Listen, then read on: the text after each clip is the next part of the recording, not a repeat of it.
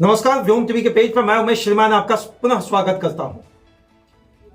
2024 अंतिम पड़ाव पर है और जिस तरीके से झारखंड में नई राजनीति का आगाज हुआ, इस नई राजनीति के अंतर्गत हेमंत जी पुनः मुख्यमंत्री बने। जन जंगल जमीन की बात करने वाले सरकार फिर से वापस आई। मां माटी मानुष का बात करने वाली सरकार फिर से जमीनी लोगों के वोटरों के माध्यम से श्रीमान सरकार में आई। सरकार 2.0 का आगाज हुआ। जिस तरीके से इस बार हेमंत जी ने नई नई योजनाओं को लाने के लिए नई नई घोषणाएं की थी, अब क्या कुछ होगा इस घोषणाओं के माध्यम से वो तो अपनी जगह है, लेकिन आज जो हम लोग श्रीमान बात करेंगे खेल कुर्सी का में कुर्सी का खेल के लिए बहुत सारी चीजों का हथकंडा अपनाया जाता है, लेकिन जो बात वोटरों के लिए किया जाता है उसका नाम है सकारात्मक पहलू। आज हम लोग बात करेंगे आदिवासी और जन जंगल के बीच उनको संजोकर रहने वाले उन आदिवासियों की जिनकी संख्या लगातार तेजी से गिर रही है। क्या कुछ हुआ आखिर? चलिए, आज का मुद्दा है बढ़ती जनसंख्या के बीच में आदिवासियों की जनसंख्या क्यों गिर रही है। मैं उमेश, लगातार मेरी एक ही कोशिश होती है श्रीमान उन सारी चीजों को लाकर आपके पास रखना जिसको सरकार की तरफ से भी अगर छूने की कोशिश की जाती है फिर भी वो अनछुआ हो जाता है। एक छुई मुई फूल आपने सुना होगा, छोटा सा पौधा है, फूल उसमें निकलता है, उसको छूने से वो भैया वो मुरझा जाता है। ये एक पहला फूल ऐसा है। मैं ये जानना चाहता हूं कि आदिवासियों के लिए हजारों योजनाएं बनती है, आदिवासी संरक्षण की बात की जाती है, आदिवासी को बढ़ावा देने की बात की जाती है, आदिवासी का जीवन स्तर बदलने का बात किया जाता है, लेकिन परसेंटेज कहां है? जहां देश की आजादी के समय की बात करें तो झारखंड का अगर परिशिष्ट आप जानेंगे आदिवासी का तो श्रीमान तकरीबन 38% के आसपास हुआ करता था। जी हां, 38% के आसपास। अगर वहां से घसकता रहा तो 30% का दायरा आया। 30% का दायरा के बाद अब सीधा घसका ऐसा है कि 2000 की जनगणना के आसपास से जो पता चल रहा फिगर वो 25 पॉइंट समथिंग, मतलब आप 26% मान सकते हैं। आखिर कहां गए, कहां ये चले गए आदिवासी? किन परेशानी उनके जीवन में ऐसा कुचक्र रचा कि उनको झारखंड से पलायन करना पड़ा। जहां एक और आंकड़ों के द्वारा बताया जाता है कि झारखंड में तकरीबन 15 लाख लोग आकर आज 2000 के बाद से यहां आकर बसे।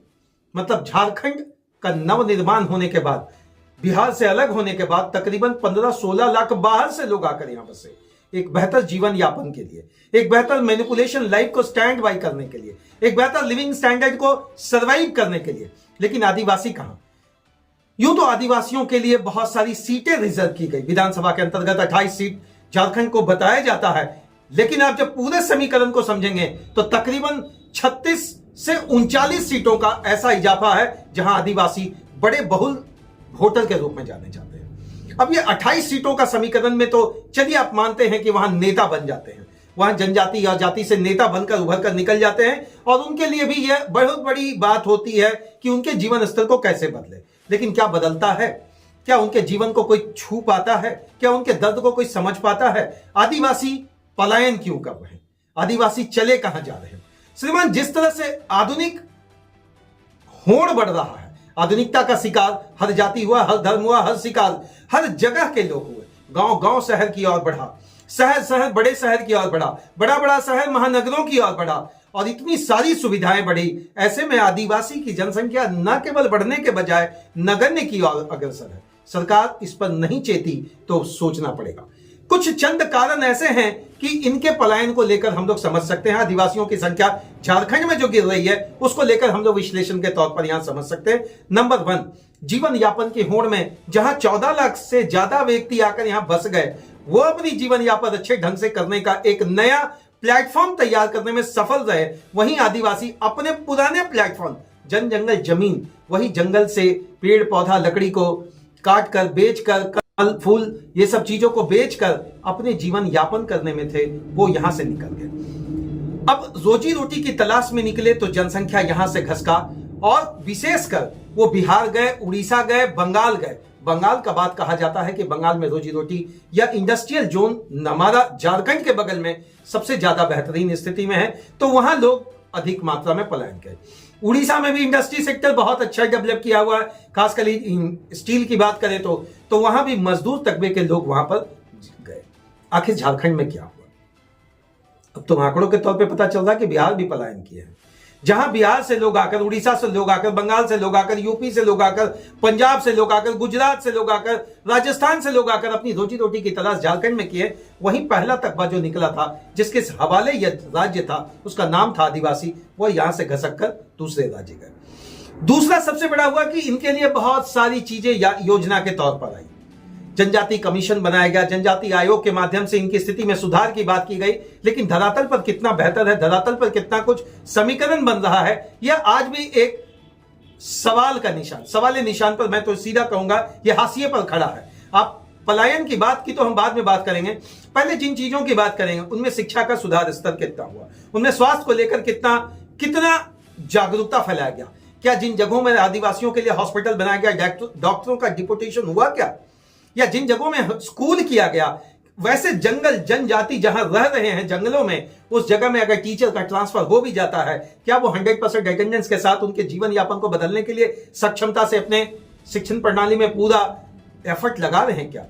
अगर वहां रोड, नली, पुल, पुलिया, गली की बात की गई तो कितने आदिवासी हैं जो अपने दंश को बताते हैं, जो कहते हैं कि मुझे रोड चाहिए, जो कहते हैं कि मुझे तकलीफ और मेरा परिवर्तन चाहिए। मुझे नहीं लगता, मुझे लगता है कि यह बिल्कुल 1% भी नहीं है। 28% के अंतर्गत 1% आप कभी भी ऐसा नहीं देखेंगे किसी आदिवासी ने बगावत किया हो, किसी ने आदिवासी ने अपनी इच्छाओं की पूर्ति के लिए सरकार के सामने एक बड़ा जन आंदोलन किया हो। किसी आदिवासी समूह ने कभी ऐसा नहीं किया कि किसी दूसरे समूह को तंग किया हो। किसी आदिवासी समूह का आप किसी भी क्राइम सेक्टर में बहुत बड़ा नाम नहीं देखेंगे। किसी आदिवासी का आप ऐसे जगह में नाम नहीं देखेंगे जहां से उनके जमीर को चोट पहुंचता है। आखिर कहां गए वो स्वाभिमानी आदिवासी? सरकार चेत नहीं, अगर नहीं, जिन जातियों की हम बात करेंगे उसमें एक बिरहोर जाति की भी आप बात करेंगे। बहुत सारे जाति हैं यहां पर, बहुतायात पहले थे, लेकिन अचानक ऐसा हुआ क्या? ये दो बड़ा कारण, एक तो हुआ पलायन रोजी रोटी का दंश में, और दूसरा जो हुआ, जो सीधी बात हम कहें, सरकारी नीतियों का शिकार हुए। तीसरा कुछ स्तर पर कहा जा रहा कन्वर्जन की बात को मैं अपने सिरे से इसलिए नहीं एक्सेप्ट करूंगा बात, इसके पास, मेरे पास पूरा पुख्ता डाटा तो नहीं है, लेकिन यदा कदा विपक्ष की सरकार, जैसे इस बार राजनीति में एक बहुत बड़ा मुद्दा झारखंड में रहा भाजपा की तरफ से, मतलब वर्तमान सरकार हेमंत जी के सरकार को घेरने के लिए कन्वर्जन की बात को लाकर रखी गई, घुसपैठिए की बात को लाकर रखी गई, खासकर दुमका को, पाकुड़ को, साहेबगंज को, इन सारे जगहों को उसमें आइडेंटिफाई करके रखा गया। लेकिन यह मुद्दा नहीं रहता, मुद्दा यह रहता है कि उनके जीवन स्तर को बदलने के लिए सरकार जिन योजनाओं को यदा कदा ही लेकिन लाकर रखने का प्रयास करती है, तो प्रयास पूरा क्यों नहीं होता? आखिर ऐसा कौन सा स्थिति है जिससे एक आदिवासी इतना दंश में है?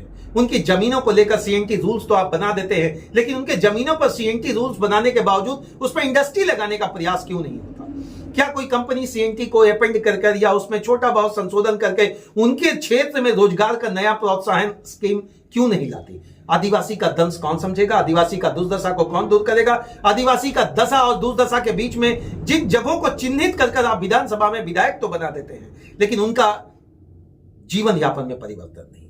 उनके जन्म स्तर की अगर आप बात करें तो बहुत निचले स्तर पर है, लेकिन मृत्यु स्तर की बात करें तो बहुत ऊंचे स्तर पर है। पलायन का स्तर की तो बात करना, रोजगार के माध्यम से श्रीमान 100% हकीकत होगा कि एक आदिवासी जिस तरीके से रोड पर खड़ा मजदूरी कर या दतुमन बेचकर या रोड किनारे हाईवे के बगल में कंद फल फूल बेचकर, जामुन बेचकर, उन सारी चीजों से अपना जीवन यापन करता है, तो सरकार उन पर क्यों नहीं सोचती?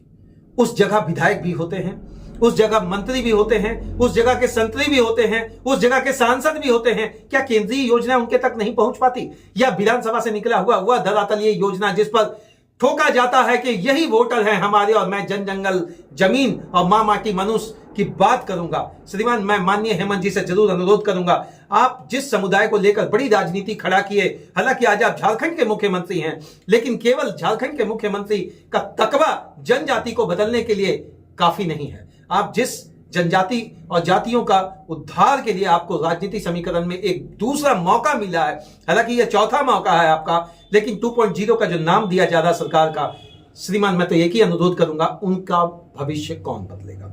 उनको बच्चों को जब आप बात करते हैं कि विदेशी शिक्षा में मुझे भेजना है, मैं इस बार 25 नहीं, इस बार 50 बच्चों को विदेशी शिक्षा में भेजूंगा, तो कितने बच्चे आदिवासी के 50 में से नंबर क्या होगा विदेश जाकर शिक्षा प्राप्त करने का?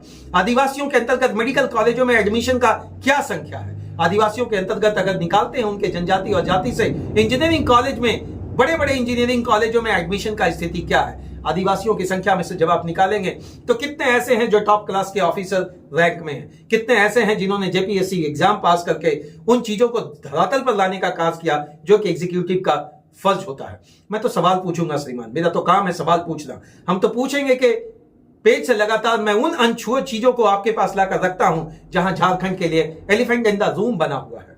श्रीमान, एक चीज जिसको आप धरातल पर लाकर रखना चाहते हैं लेकिन वह धरातल पर उतना नहीं दिख पाता जितना कागजी पन्नों तक दिखता है। कागजी पन्नों के हवालों पर करोड़ में जितना शून्य लगता है, अगर वह शून्य एक गांव के बदलाव के लिए लग जाए, पानी की व्यवस्था, रोड की व्यवस्था, शिक्षा की व्यवस्था, जनजाति उद्धार के लिए हजारों एनजीओ आज झारखंड में काम कर रहे हैं, लेकिन क्या उनकी दशा में वो परिवर्तन दिखा पाए जिन आंकड़ों का हवाला लेकर फंडिंग किया गया। श्रीमान, अंतरराष्ट्रीय स्तर पर भी बहुत सारे लोग आते हैं और जनजाति उद्धार की बात करते हैं, जनजाति पुनरुत्थान की बात करते हैं, जनजाति विकास की बात करते हैं, जनजाति और जाति मतलब सीधा बात है बोले कि आदिवासियों की विकास की बात करते हैं, आदिवासियों के परिवर्तन की बात करते हैं। आदिवासियों के अंतर्गत यहां से अंतरराष्ट्रीय पटल बनाएगा। बहुत सारे आज अंतरराष्ट्रीय ऐसे देश हैं जहां आदिवासियों की संख्या सबसे ज्यादा है। क्या भारत के अंतर्गत झारखंड बदल नहीं सकता? अगर बदल सकता है तो आदिवासियों की संख्या पहले से नगण्य क्यों? हम तो पूछेंगे लगातार इन सारी चीजों को जिससे विधानसभा सुशोभित होता है। तो इनके लिए योजना कब? जवाहर झारखंड मेरी तो एक ही कोशिश है श्रीमान, बढ़ती हुई जनसंख्या के अंतर्गत आदिवासियों की संख्या अगर नगण्य है तो वो कौन नेता होगा इस बार प्राथमिक तरीके से, प्रथम तरीके से जो इनके तकलीफ में फास्ट एड करेगा। जय हिंद श्रीमान। व्योम टीवी के पेज पर लगातार मेरी एक ही कोशिश होती है श्रीमान कि जो चीजें अनछुई है उसके पहलू को छूकर आपके तक जरूर पहुंचाना। जवाहर झारखंड।